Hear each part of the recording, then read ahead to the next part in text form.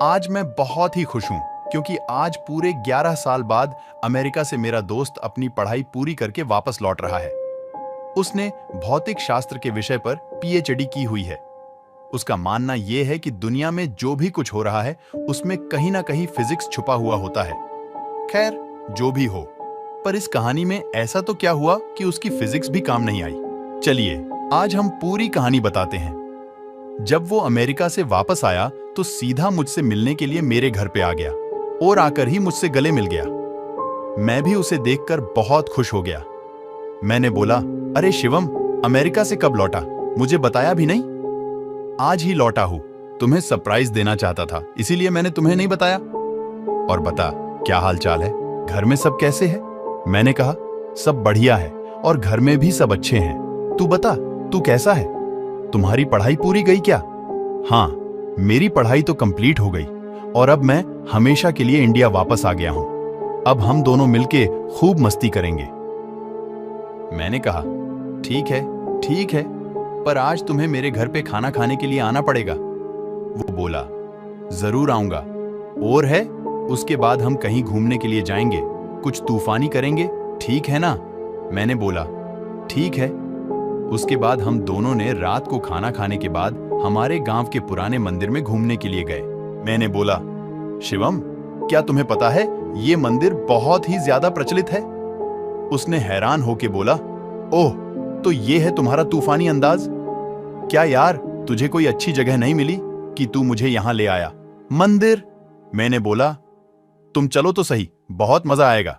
लोगों का मानना यह है कि ये भूत प्रेत जैसी आत्माएं रहती है। शिवम, क्या सच में यहां पे भूत है? क्या तुम भी मजाक कर रहा हो? मैं नहीं मानता। मैंने बोला, ठीक है, हम दोनों साथ में जाते हैं और पता लगाते हैं कि सच में भूत है कि नहीं। फिर हम दोनों मंदिर के अंदर चले गए। मंदिर काफी बड़ा था और थोड़ा भयानक भी लग रहा था। ऐसा लग रहा था कि कई दिनों से यह साफ सफाई नहीं हुई है। फिर हमने मंदिर के पुजारी से बात की। पंडित जी, हमने सुना है कि यहां आसपास कोई भूत का निवास है, क्या यह बात सही है? यह सुनकर वो पुजारी हमको घूरने लगा और बोला, चले जाओ यहां से, यह जगह तुम्हारे लिए सही नहीं है। मैंने बोला, क्यों पंडित जी? पंडित जी, आओ मेरे साथ, मैं आपको बताता हूं। इतना कह के वो हमें एक कमरे में ले गया और हम जैसे ही अंदर गए तो वो पुजारी ने बाहर से उस कमरे को लॉक कर दिया। यह देखकर मैं और मेरा दोस्त शिवम घबरा गए। वहां पे अंदर जाके देखा तो हमारे तो होश ही उड़ गए।